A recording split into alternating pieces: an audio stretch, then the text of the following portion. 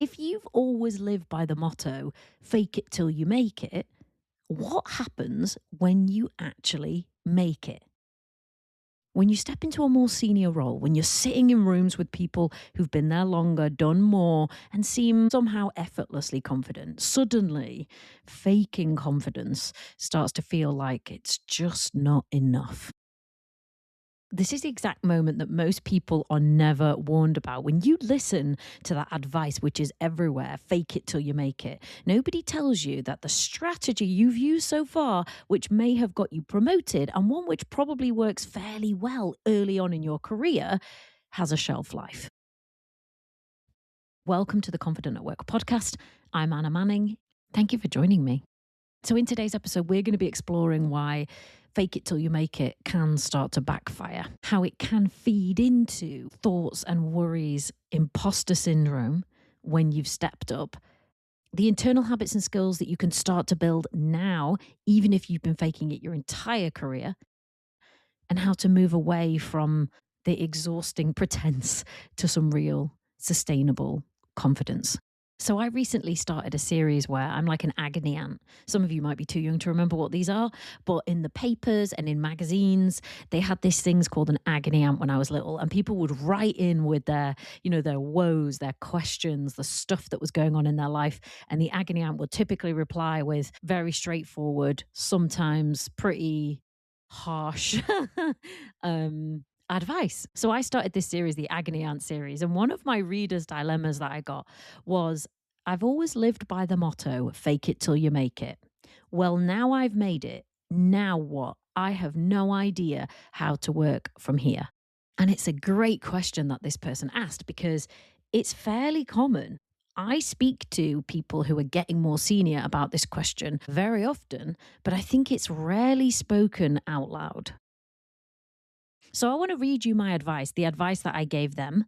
And then I want to go into a little bit more detail. So if this is you and you've been faking it and either it's not working now or I can see myself getting to a point where it doesn't, then this is the episode for you. So here's what I replied. You clearly know how to work from here in terms of your job role.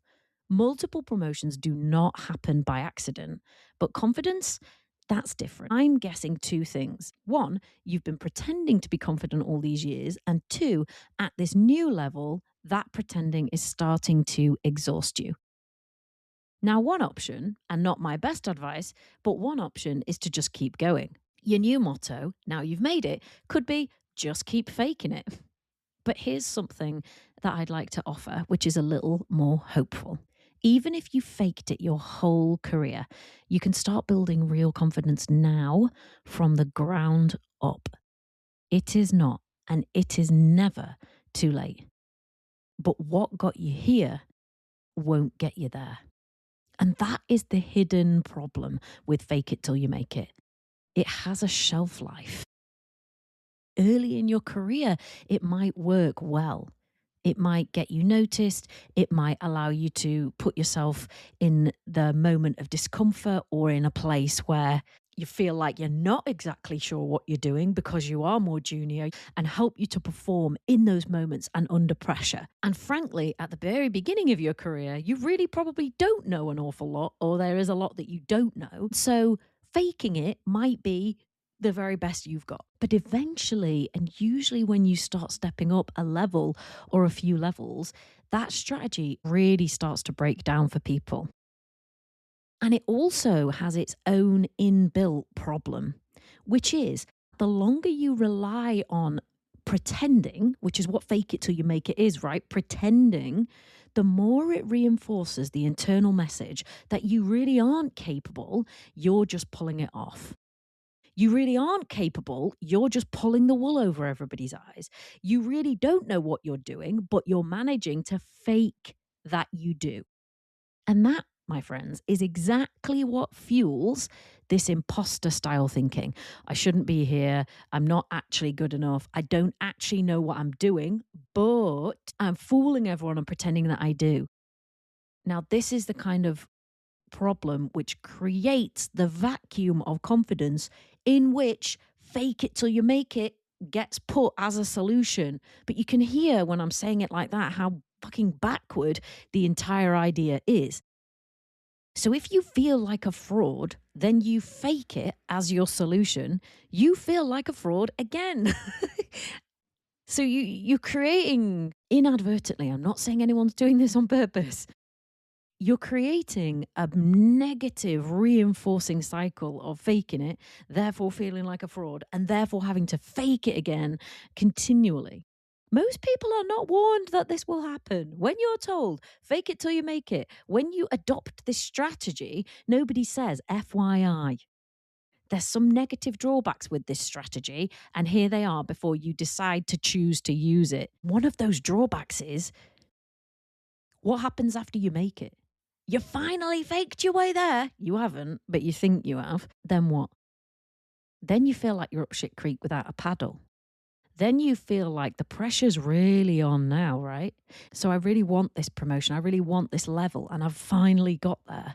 And it feels terrible because I'm constantly worried that because I've been faking it, quote unquote, now everyone's really going to find out. And now I really do have a fall from grace because now I've finally reached this level. I'm finally here. Now I could really mess it up. And I guess this is probably one of the reasons why most of the people who come to work with me are a bit more senior, because they tell me, yeah, I have struggled with my confidence my entire career, or at least at points. But now it's really coming to the crunch. Can't get away with the way I've been doing it anymore. At this level, faking it is not helping me. So what will? And it's hopeful. Because even if you've been faking it in your entire career, you can still start from the ground up now and build some real confidence. And honestly, it isn't the hardest thing in the world to do because you have the competence. You have not been faking that.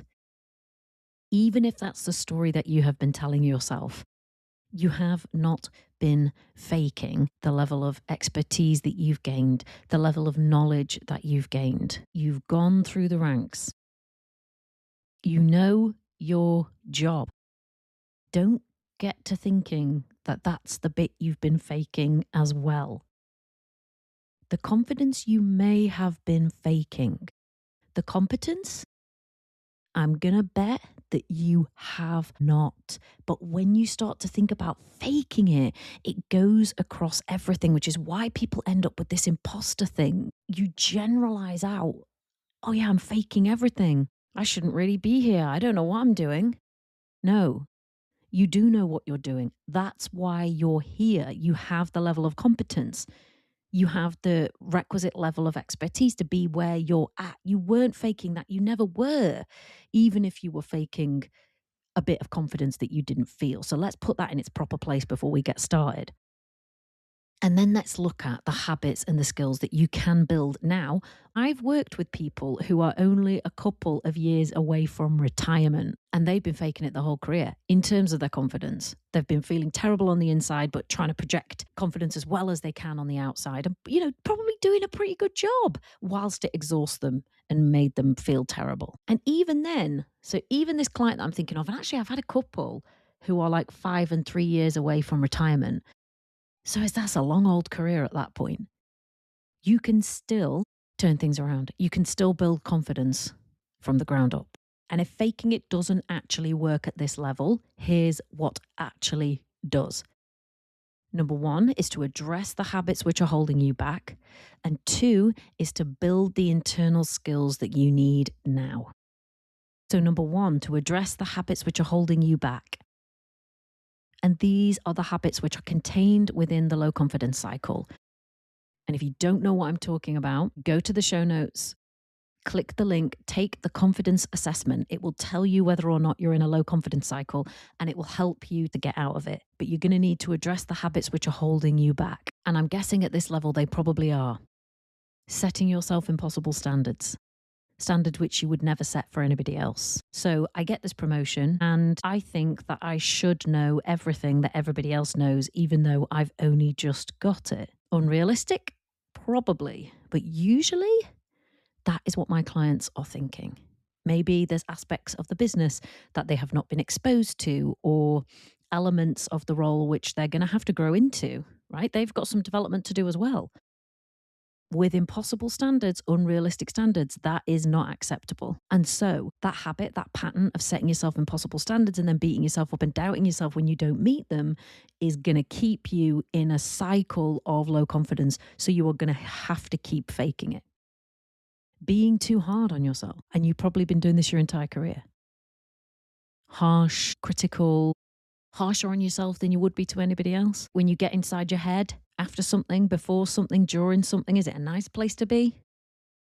Or is it a place where you get taunted and teared down? Being too harsh on yourself is one of those habits within a low confidence cycle that will keep your confidence low and keep you in the cycle of having to fake it. So we have to deal with that. The next thing that I think we have to deal with when you get to this level, particularly, is a bit of comparison. So, very often I see people looking at everyone else and thinking, they're all really smart. Everybody's super smart. They're all brainy. Yeah, they probably are. Not in every organization, but usually, hopefully, the people who've risen through the ranks, they've got smarts, whatever the area is that they work in, right? Maybe they're really commercially astute, really business savvy, whatever it is, that they probably are smart. You would hope. But what happens when you get there and you think, oh, well, I've been faking it in my life. I'm not really smart. But I've just managed to get all of these promotions and pull the wool over everyone's eyes, and I've been faking it. And suddenly here I am, the class dumbass with all these people who are super smart. I see clients thinking that all the time. Clearly, clients sitting in front of me who are so fucking smart, I can't tell you, because there's no way they'd be in the job if they weren't. And yet, this cycle of doing this kind of comparison and having some reason why they're thinking that they're not as smart as everybody else, whether that is because their background's different than everyone else. I see that a lot.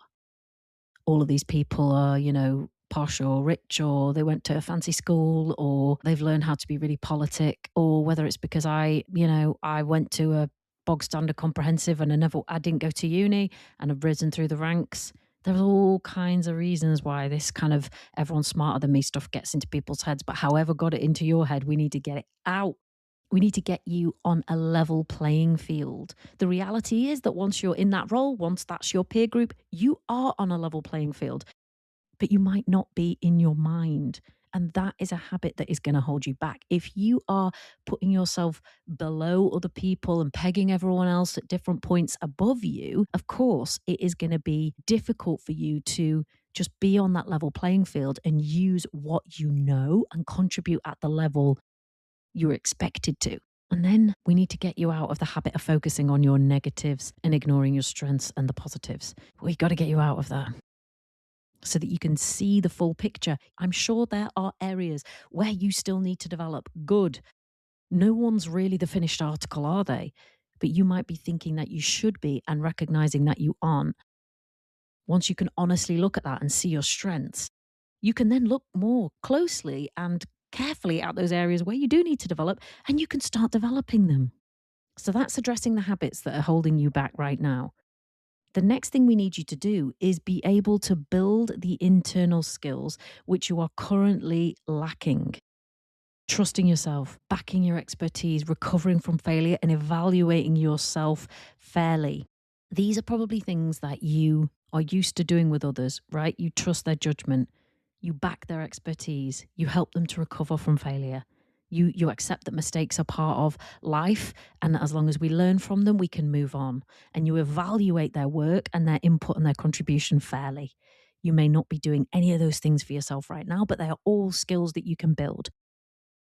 You've heard me talking about these 7 skills that I think people need to build. The bridge between a low confidence cycle and a high confidence cycle. The more I look at it, the more work I do with it, the more people I train on it, the more convinced I am that these are the skills. These are the underpinnings, regardless of what level you're at, which are going to help you to get out of that low confidence cycle, and therefore are going to help you to stop having to fake it or having to think that you need to fake it. And that enables you to show up, contribute what you know, say what you don't, be confident, rely on your expertise, trust yourself, back yourself, even in a new environment.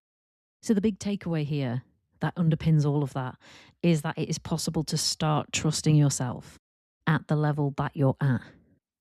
Even if faking it got you here, real confidence will come from no longer having to pretend, from knowing that you don't have to fake it, that you can be who you are, know what you know, and learn what you don't.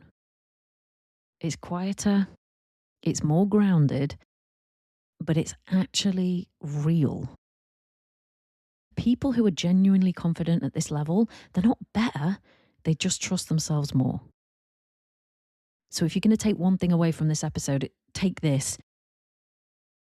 When you finally believe that you deserve it and that you're in the right place, you stop needing to convince yourself of that.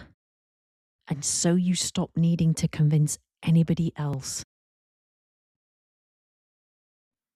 You don't have to fake anymore. And that is work that can start right now. In fact, it's already started because you've listened to this podcast and you've got it till the end. I'm so glad that somebody asked me this question, so I got the opportunity to talk to you about it. And I hope that has been helpful. If you want my help to feel more confident at work, there are 2 ways that you can work with me now. The first is in private coaching, where we will sit down together one-on-one and we will figure this stuff out. The second is in the Confident at Work program, where I take a bunch of professional women who all want to feel more confident at work, and I train them and I coach them in the 7 skills that we talked about today that you need to underpin your confidence. And over the course of 12 months, they will be transformed. All the details are in the show notes. Book a call. Come and speak to me. Let's go. See you in next week's episode. Bye. Confidence, confidence, confidence. I can be confident. Confidence, confidence, confidence. I can be confident at work.